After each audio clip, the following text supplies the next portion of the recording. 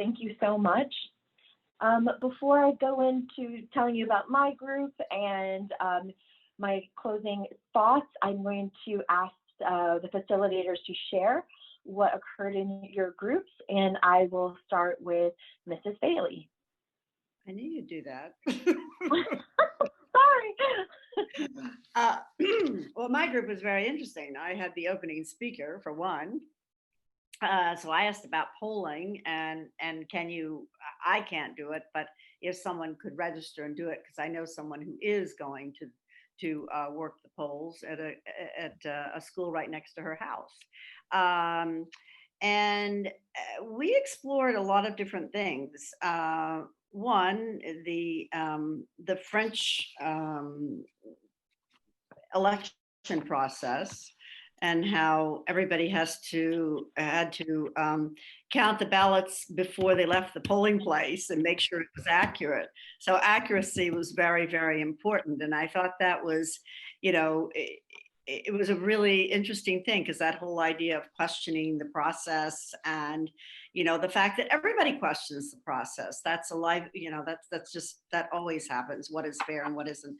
But I think the thing that we touched upon most of all is big money and lobbies and the power that has to disenfranchise people, to keep people from running for political office, to keep people from making a stand. Abby said, well, if I decided to run for office in New York City, there's a whole machine. How do you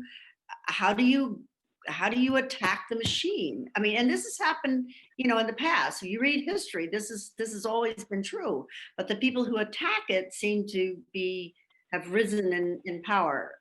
Many, I will say, males, and so now it's time for the the other thing is that we kind of ended with that I really liked. Where was that? It seems like the idea of service, like you if you run for office, you are serving your country, and that's a really good thing to do. But it seems like what's happening is that people who run and say that they're serving the country, that they are really a minority that is ruling, and they're trying to pretend that they're serving while they're doing what they want to do to serve their own self-interest. And there's a lot of that going on. And so that keeps people from feeling like or thinking that they should go vote because it makes a difference. And we ended with, I came up with the idea that it's a way to serve your country. It's a way to serve democracy. And I'm saying that because I'm in the Coast Guard Auxiliary, and I put on the uniform, and sometimes people salute me and they say, thank you for serving. And I go, oh no, I played in the band. I did not serve in the country, but we each serve. That's a very good point. And to say that, you must go vote. No, serve your country by voting in this election. And not even, who or where, but if I could get you to the polls, if I can drive you to polls, if I can do things like that, then, but helping people feel that it is important to do this. And I think that's really important for younger people to understand that particularly. So I thank my group. It was really interesting. I enjoyed you. Thank you so much for that, Mrs. Bailey. And you're so right, like service, there's something so beautiful and powerful about serving. Thank you. Ms. Natalie Borneo. Thank you, General Manager. I too enjoyed the conversation in our room. We had a lot of time to go around and just really continue the threads of conversation. So we had someone who's in Washington, D.C., who has over his lifetime been in situations where he and his mother were advocating for individuals, addressing different needs in terms of eviction or food shortage. And so that felt good. And now in this time, there are some threads of that that are coming in as we look at now this call to action, which is a little different. It's not just advocating for something where you'll see the immediate outcome. It is really being a part of a much bigger movement. And sometimes in that movement, we question how our actions are helpful or not, because we can't see the immediate outcome. Yet, we're drawn to the fact that something needs to happen and something needs to change.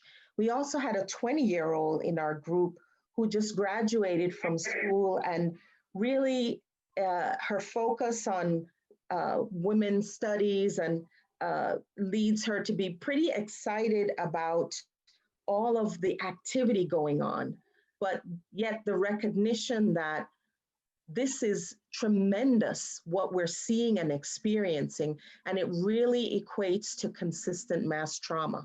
We're all experiencing this trauma together, yet we have individual reactions and responses to this trauma. We don't think about it as trauma, but it's around us every day. We can't escape it. It's a topic of conversation. It's on the news. It's how we can move around or not, and whether we have a job or not. So it's all over.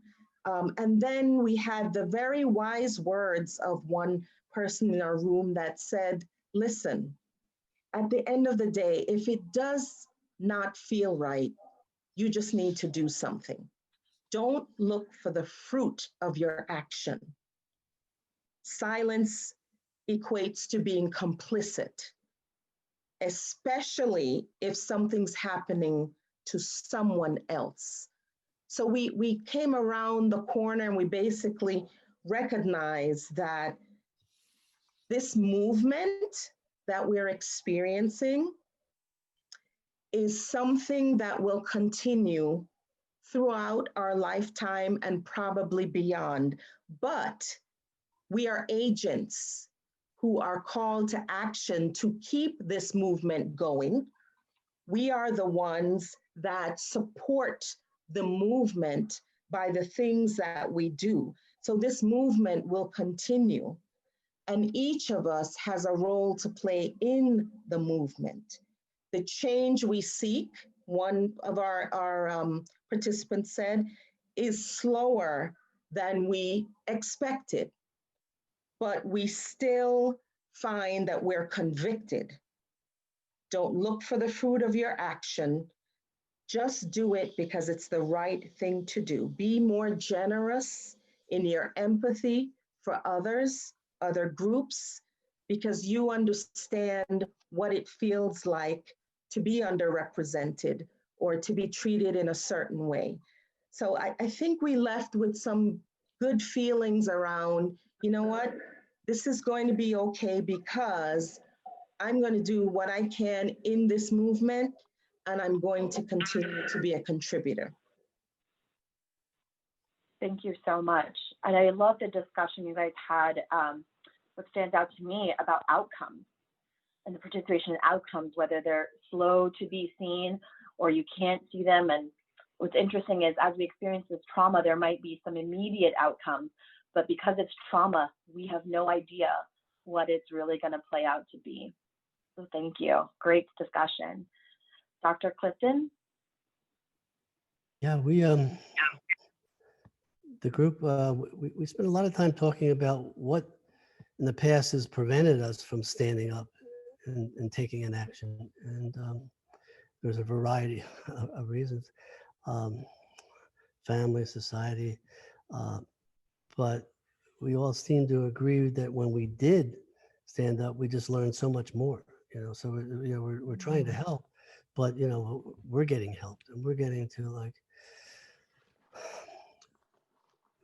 craft or mold our own values and our own levels of what's really important in life. And we talked about a Rumi quote where Rumi said, when he's praying and he says, when death, dear God, give me the grace that when death finds me doing what I love.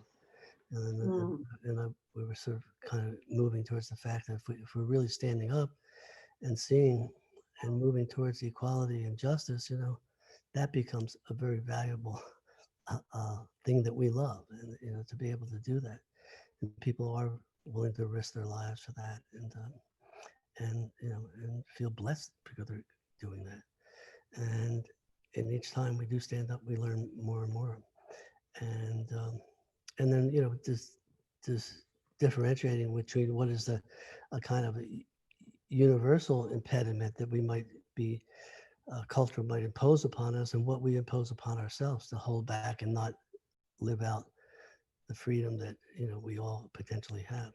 So it was inspiring. People shared what their experiences had been, and the other really important thing is when brought up the idea of like COVID or social injustice. Well, it's really very difficult, but it's a stopping exercise. And this stopping gives us the time and reflective time to sort of look at, well, what's really important now? What is, maybe doing what we love is important and not doing what we don't love. And so then we kind of shared that, maybe Sabbath historically was a stopping exercise, not to, to be a good follower of whatever belief structure, but, to stop and see what's really important and hear that inner voice. So it was a very nice sharing of people. So it's always a pleasure. And, Thank you. Yes. oh, just stopping exercise. I was going through and I was thinking of Jamaica, and I was thinking of Bob Marley, and he was called forth to really stand up, but stand up where he could have been killed. But he brought these warring parties together. That's courage, and that's doing what you love. Of course, maybe soccer was his biggest love besides music. But sorry for the anecdote. That's good. Oh, that was awesome. I love that too, like the standing up, and like once you decide to stand up and show up, the knowledge that you can impart, and just like you finished, Dr. Clifton, like then when you have that knowledge, you become this vehicle to share that knowledge with other people, and those become the ripple effects that we need in this world. Yeah. Thank you. Yeah. We had a great group too. And we talked about a lot of things. We really started talking about being complicit and being non-confrontational perhaps in the beginning, and then finding it within ourselves that, we can't slip into victimhood, or we can't lay ourselves down while other people continue to make decisions for us or speak for us, and that we have to find a way to stand up and be agents of ourselves rather than have external agents for us. And we had a person who worked in DC and did a lot of advocacy for a certain population. And as she knows about disparities, she now is trying to rethink how she's going to approach, a subject she was never involved with before. And it really kind of sat with us that once you know something, you can't unknow it, and which causes you to kind of really understand to move towards actions to change yourselves. Like words have power and meaning, and whether you have an intent behind how you say it or that you say it, they still have meanings. And you should, someone asks you to change, or it's right to change, then change. We had a really great story that led to a robust discussion. One of our members didn't know about racism until he came to this country and was taught racism.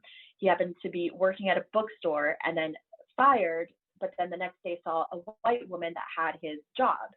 And they're like, that's racism, you need to do something. And he actually, didn't stand up to the bookstore, but went and joined a Black student board and became the president there, and started to educate them and create change and show up there. Because there was also, because he was from Africa, there wasn't that full connection there again, because, the sense of oppression and understanding of that. And we really realized that sometimes we know something. We know that there are disparities. We see injustice all over, but it isn't until something is affecting us personally or someone we love, that we actually are moved to action. And I think that's something that we have to facilitate to change in America. It is not just because you're getting slapped in the face that someone else deserves to get slapped in the face. And we, you know, movement just like should be happening because, you know, it's for everyone. If it's going to help you, it's going to help everyone. And we ended with this African term that I was taught, Ubuntu, which means I am because we are, which I thought was really powerful. And so, well, thank you to my group. I really appreciate it. Always a good time. I'll leave you with some of my closing thoughts on showing up. And it is something that I feel most people in their lives continue to work on and to really understand what that means to us and to each other. And I wouldn't actually consider myself a joiner or a participator naturally. I know that most people who see me and they're like, what are you talking about? But I really am not. That is a learned skill that I have had to develop. And I can think about an early memory. I think I must have been in second grade when it really, I wasn't a joiner. I was in a summer day program and my mom let me have the option not to go. And I remember going the first couple of days and seeing this group of cool kids, and I was like, oh, I really want to connect. I really want to make friends. But because I had the option not to go, I didn't really show up. And so over time, I just hated going because I felt disconnected from these group of people. And maybe I was like, oh, I really wanted it, but I just wouldn't show up. And I think this is a small example about how, but I have a lot over the years of when this has happened to me personally and professionally. And I think I carried this notion that it was them. They didn't want me to participate. They didn't want to get to know me. And now I have a realization that it was actually me, that through insecurities, through anything learned behavior, just by being a naturally shy person, that I was robbing others of the opportunity to hear my voice, and I was giving them the ability to speak for me. And, you know, but as an adult, I realized that if I didn't show up, I was going to let this continue to happen. I was going to feel disconnected for the rest of my life and never fully participate in my own life. And then when I got into social services, I learned that it's not always about you. Sometimes you have to use your voice for other people that can't show up, whether they're physically disabled, they don't have enough food, they don't have enough clothes, they don't have the simple necessities. And it is our responsibility to stand up for those people and to show up. You know, it's like showing up matters. It is not just showing up at elections of the council. It's whatever you want to create change. If you don't show up, it is not going to happen. And I always tell people like that if you can't let life happen to you, you have to happen to life. And it also knows when you show up, you let other people know that you matter and that we matter together.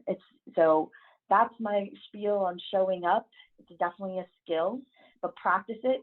If you find yourself having that icky feeling in your stomach when you're like, oh, should I call this person that I want to connect with because they have a question?